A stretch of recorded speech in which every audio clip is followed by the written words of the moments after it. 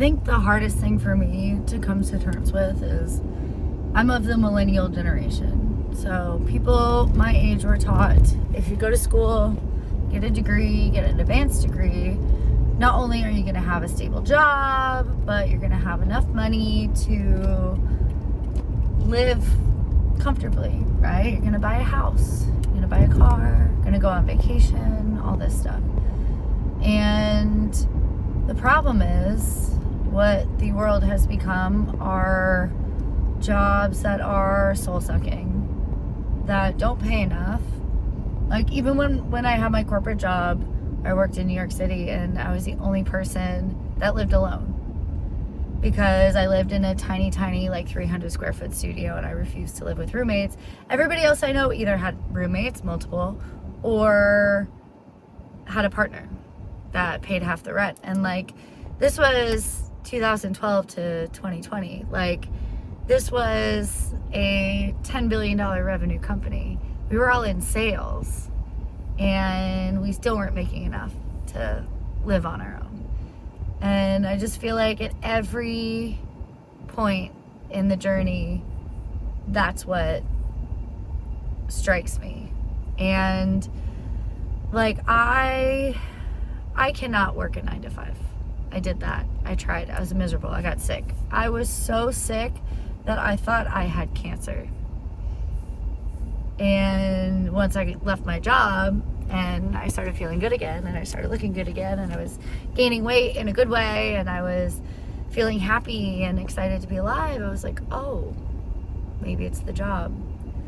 But now I've reached a point where I don't know what the answer is for me. Obviously, it's not a 9 to 5. I owned my own business for the 2023 till this past November. I loved it. I loved having a business, but I hated the bullshit in between. The partners that were great humans, but I felt like I carried a lot on my own.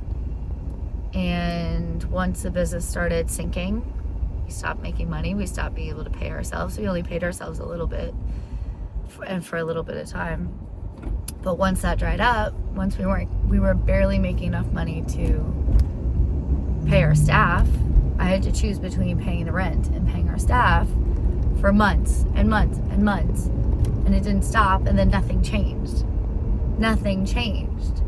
And so once that was a reality, I realized that, my business was now my prison. I didn't even want to be there. I didn't want to talk to my customers. I didn't want to talk to anybody. I didn't want to be there because I felt like once again I'm drowning. And I took some time off. I went to Mexico, had the best 2 months of my life. I'm trying to move there now.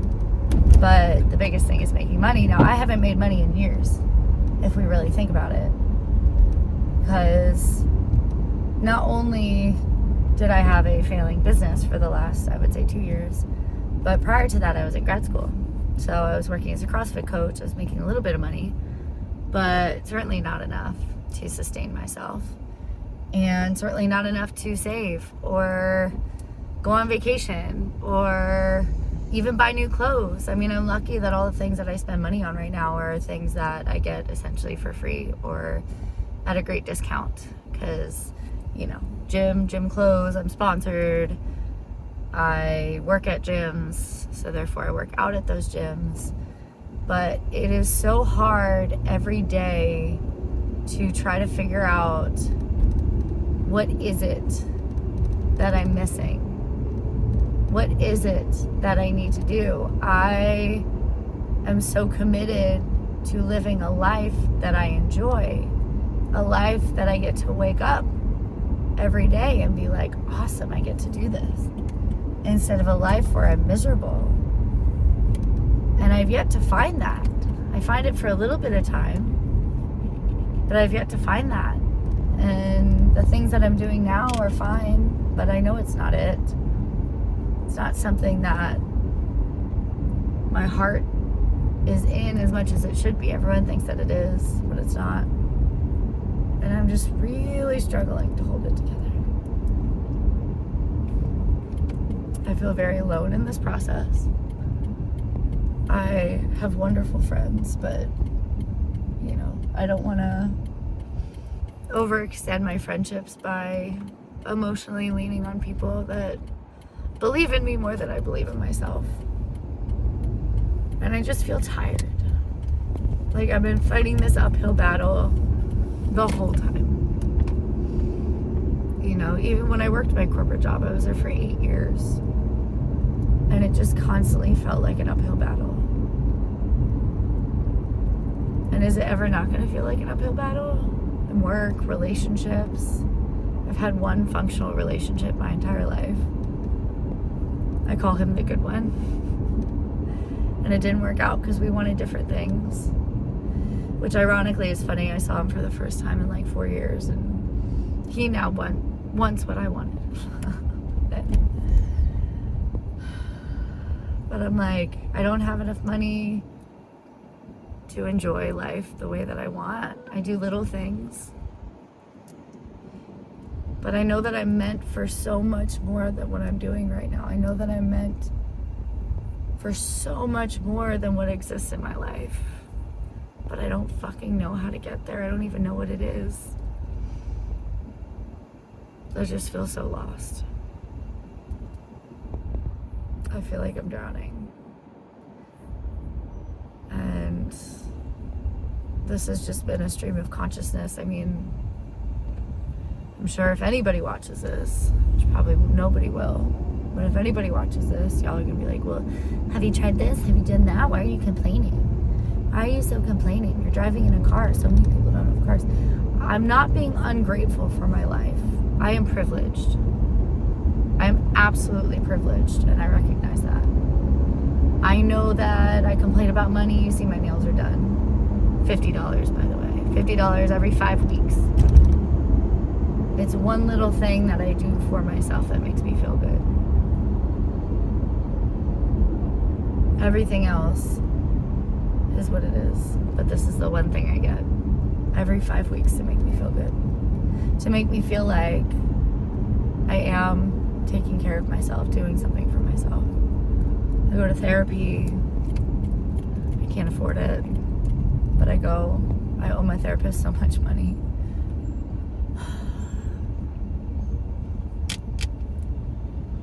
I'm just ready to not be struggling.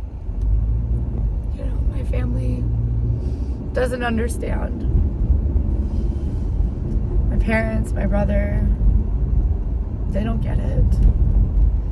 But I can't ever be vulnerable with them. Because if I am, if I talk to them like this, and I tell them that I'm struggling, they tell me, well, you should get a corporate job. You should work here. Just get a minimum wage job. Get the meet, you know, make ends meet. They don't understand. And the annoying part is, I've tried. I've applied to so many jobs. So many jobs that I'm overqualified for, underqualified for, exactly qualified for.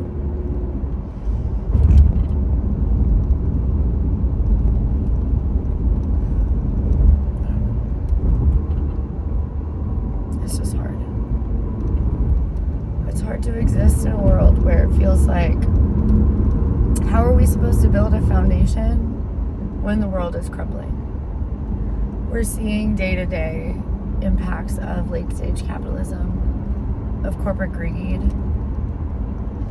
You know, I had to go see a doctor last week, but I couldn't go because I couldn't afford it.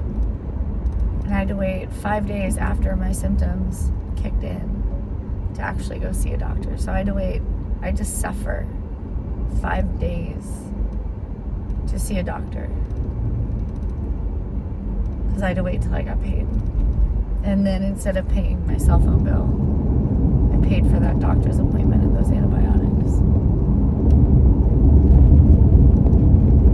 I'm seeing my friends suffer.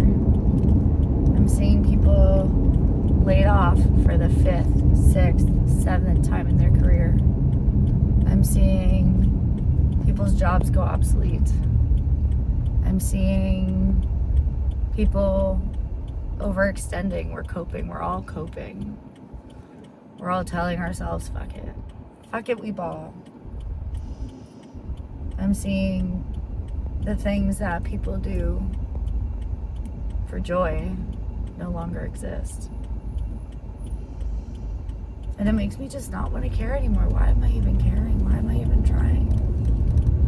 I have hundreds of thousands of dollars of student loan debt I'll never pay back. I have credit card bills I can't pay. I have medical bills I can't pay. And I am an able-bodied, smart, resourceful person. And it's all just too much. So, I don't know what the answer is.